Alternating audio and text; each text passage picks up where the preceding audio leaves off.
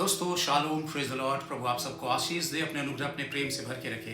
आप जानते हैं कि ज्यादातर बड़ी प्रॉब्लम हमारे साथ जो होती है उसकी वजह हम होते हैं। क्या वाकई हम होते हैं?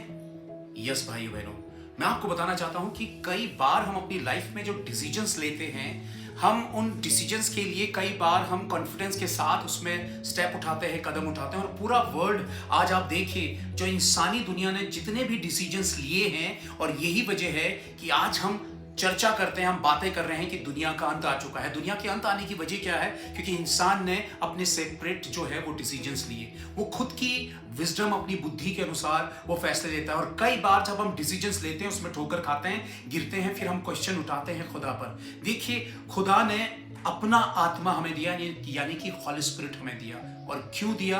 ताकि वो एक मीडिएटर का रोल निभाए, हम उसकी आवाज को सुन सके। और कितने परसेंट बिलीवर्स हैं, क्रिश्चियंस हैं जो होली स्पिरिट की आवाज को सुन सकते हैं? आज के समय में आप इमेजिन करिए कि खुदा हमसे बात करता है अपने स्पिरिट के थ्रू, और वो हमें रास्ता दिखाता है। और हम सच्चाई में ये चाहिए कि हम खुदा के बताए हुए डिसीजंस पे चले। और यही वजह थी कि जब जूइश लोग इजिप्ट से निकले थे तो उन्होंने अपने डिसीजंस लिए थे।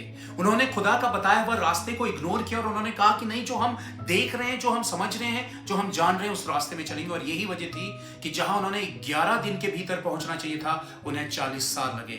आप और मैं अपनी लाइफ के कितना समय गवाते हैं, और खुदा में जहां हमें होना चाहिए वहां पे हम इसलिए नहीं होते हैं क्योंकि हम अपने डिसीजंस पे खुदा को इन्वॉल्व नहीं करते हैं, प्रभु को इन्वॉल्व नहीं करते हैं। जबकि हमें चाहिए कि हम अकेले में जाएं और खुदा से ये पूछें, होली स्पिरिट को इन्वॉल्व करें और अपनी लाइफ के डिसीजंस के लिए उसके सामने अपनी प्रॉब्लम को या अपने डिसीजंस को रखें कि खुदा तू मुझे बता कि वाकई मुझे क्या करना चाहिए।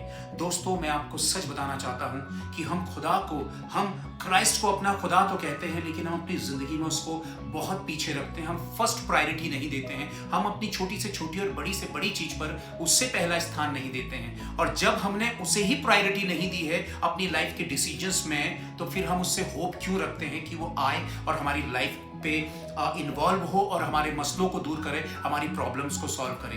प्रॉब्लम्स को सॉल्व तभी किया जाएगा जब पहले से ही खुदा को चीजें पता रहेंगी।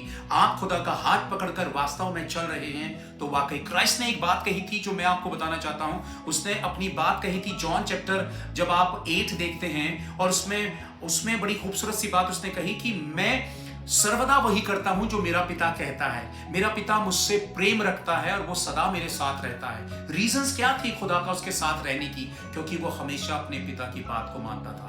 हमें ओबीडिएंट होना पड़ेगा, हमें प्रभु की आवाज को सुनना पड़ेगा। और अगर आप आवाज को सुन के ओबीडिएंट होते हैं तो आपके साथ परमेश्वर खड़ा रहेगा।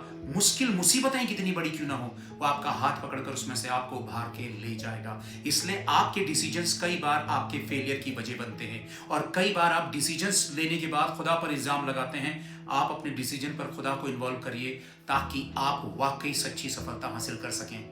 Thank you. Praise the Lord. प्रभु का प्रेम और उसकी आशीष आपके साथ है।